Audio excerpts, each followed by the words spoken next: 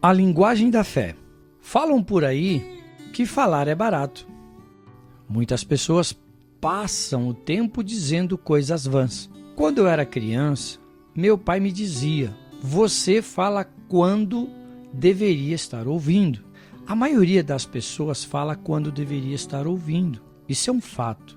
Os sábios sempre observam mais do que falam. Suas palavras são poucas, mas poderosas. Perdem-se em grandes vitórias por causa da conversa fiada, palavras ditas sem necessidade. Jesus as chama de palavras ociosas. Em Mateus capítulo 12, versículo 36, está escrito: de toda palavra ociosa que os homens disserem, hão de dar conta no dia do juízo. Salomão também falou: o que guarda a sua boca, conserva a sua alma. Provérbios capítulo 13, versículo 3. Tiago, que disse que a língua é um mal ingovernável, deu alguns conselhos muito dignos de atenção ao dizer: sabeis isto, meus amados irmãos, mas todo homem seja pronto para ouvir, tardio para falar, tardio para irar-se. Tiago capítulo 1, versículo 19. Muitos deixam de receber aquilo que pedem em oração, porque não compreende como a sua confissão é importante. Algumas pessoas curadas pelo poder de Deus descobrem que as suas dores e enfermidades retornam como eram antes. A maioria dessas pessoas se pergunta por quê. Cremos que você vai compreender o porquê, e isso lhe acontecerá mais ao terminar, ao ver esse estudo que estamos fazendo em vários capítulos. Confessamos inconscientemente o que cremos.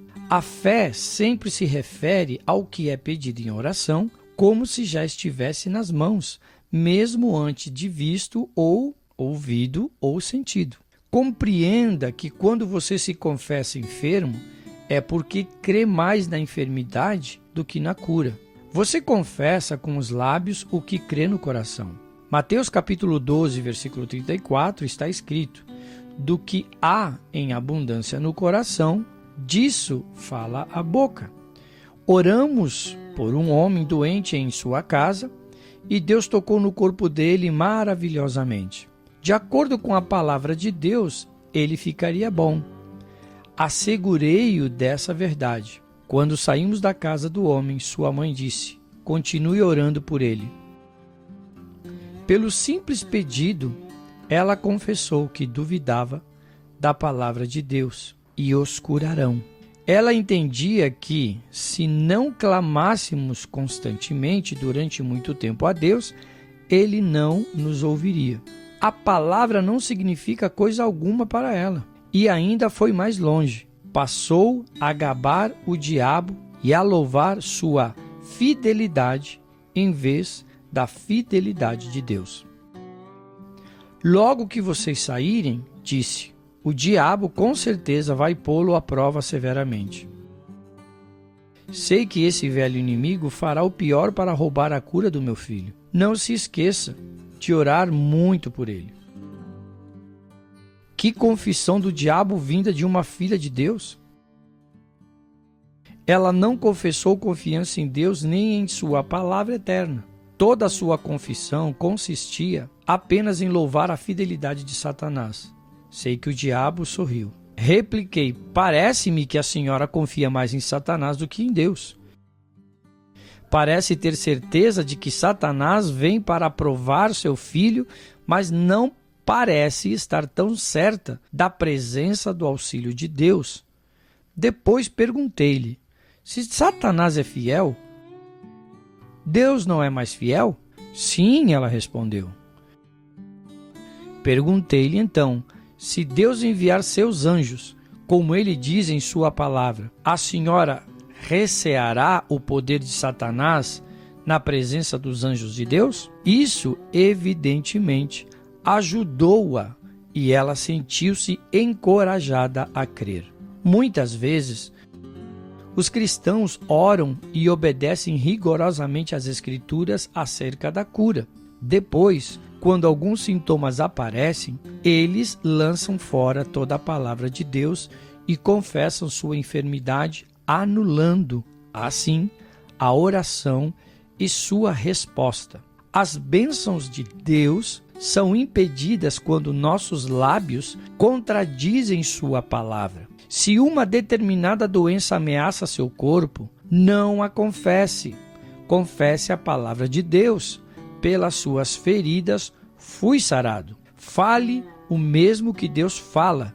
Confesse sua palavra. A doença ganha domínio quando você concorda com o testemunho de seus sentidos. Os 5 sentidos não têm lugar na esfera da fé. Confessar dores e doenças é como abandonar uma encomenda entregue à nossa porta. Desse modo, Satanás tem seu recibo, sua confissão, provando que aceitou sua encomenda.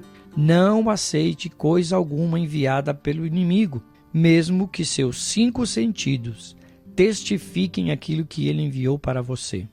Recuse confessá-lo. Olhe imediatamente para o Calvário.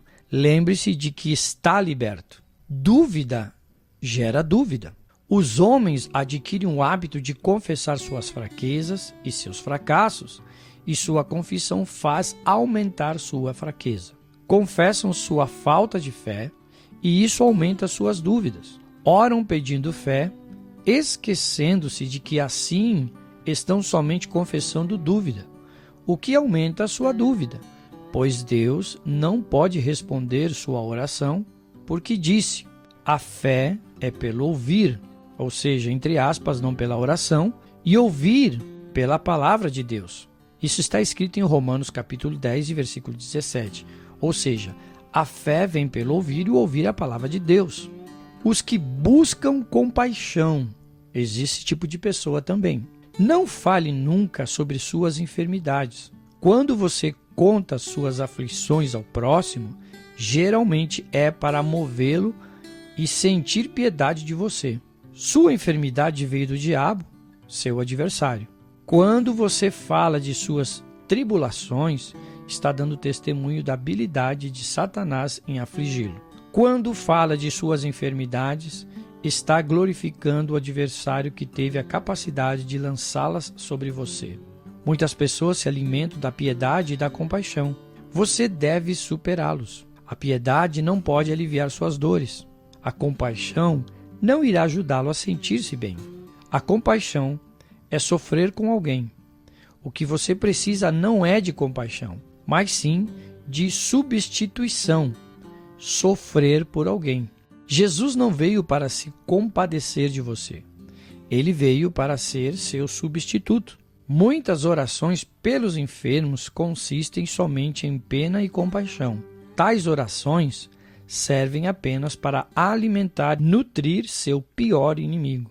Nosso dever, como ministros ou cristãos, não é nos compadecer dos enfermos, nem nos penalizar por causa das suas dores, mas assumir a autoridade na base da substituição e ordenar que as dores e enfermidades saiam. Disse o Senhor a Josué: esforça-te e tem bom ânimo, não pasme, nem te espante, porque eu, o Senhor teu Deus, sou contigo. Josué capítulo 1, versículo 9. Também em Josué capítulo 1, versículo 5 está escrito: ninguém se sustentará diante de ti todos os dias da tua vida. Como fui com Moisés, assim serei contigo. Não te deixarei, nem te desampararei. Jesus lhe disse: eis que vos dou poder para pisar toda a força do inimigo, e nada vos fará dano algum, conforme está escrito em Lucas capítulo 10, versículo 19. Aprenda a confessar o que Deus diz em sua palavra. Então, estará repetindo suas palavras, contra as quais poder algum prevalecerá. E confessando suas palavras, você será sempre vencedor. Deus não reconhece derrota, tampouco sua palavra a reconhece. Em Lucas capítulo 1, versículo 37 está escrito: porque para Deus nada é impossível. Agora, associe o citado versículo com este: e nada vos será impossível. Mateus capítulo 17 e versículo 20. Você começa a ver que, usando duas armas infalíveis, a palavra de Deus e o nome de Jesus são poderosas para curar você. Nenhuma ferramenta preparada por Satanás prosperará contra essas ferramentas, ou seja, a palavra de Deus e o nome de Jesus. Confesse, somos mais do que vencedores por aquele que nos amou. Romanos capítulo 8, versículo 37. Confesse também, posso todas as coisas naquele que me fortalece. Filipenses 4,13. Você não pode sofrer derrota usando as palavras de Deus. Elas são eternas, são todo-poderosas e sobrenaturais. Confessamos que Deus nos tirou do reino da derrota e nos transportou para o lugar onde prevalecem a vitória, a paz, o gozo e a saúde. Quando confessamos ousadamente e agimos firmados na palavra de Deus, nossa fé se torna forte. Isso o transformará, mudará seu ministério e sua vida. Você orou pedindo êxito, orou pedindo poder, orou pedindo grandes curas. Agora veja onde fica a sua força. O Senhor é a força da minha vida. Salmo 27, versículo 1. Haja concretizando o que percebe, ou seja, os seus desejos serão realizados. É como um sonho transformando-se em realidade. De repente, você começa a compreender que muito daquilo por que orou e suplicou, Deus já lhe deu. É apenas lhe faltava agir para concretizá-lo. Nossa redenção, repentinamente, tornou-se realidade em vez de mera doutrina ou credo, os quais analisamos e ensinamos. A fé é medida por nossa confissão. Aqueles cuja confissão é negativa, isto é, que confessam suas fraquezas e fracassos, suas dores e sintomas, que confessam o que não podem fazer, descem invariavelmente ao nível da sua confissão. Uma lei espiritual que poucos cristãos conhecem é: nossa confissão nos governa. Quando confessamos o senhorio de Jesus Cristo, nosso coração concorda plenamente com esta confissão, entregamos nossa vida em suas mãos. Finda-se a preocupação, acaba-se o temor, nasce a fé. Quando cremos que Cristo ressuscitou do túmulo por nós e com sua ressurreição venceu o adversário e aniquilou por nós, isso se torna a confissão dos nossos lábios e cremos nisso de coração, tornamo-nos um poder com Deus e por Deus. Se aceitamos Jesus como Salvador e o confessamos como Senhor, somos novas criaturas, somos herdeiros de Deus e co-herdeiros de Cristo, conforme está escrito em Romanos capítulo 8, versículo 17. A enfermidade e a doença não terão mais domínio sobre nós. Sabemos que estamos unidos com a divindade. Não percebemos de uma vez, mas, à medida que estudamos e praticamos a palavra, que a vivemos e a deixamos viver em nós, ela se transforma em realidade viva. Essa realidade se desenvolve por meio da nossa confissão.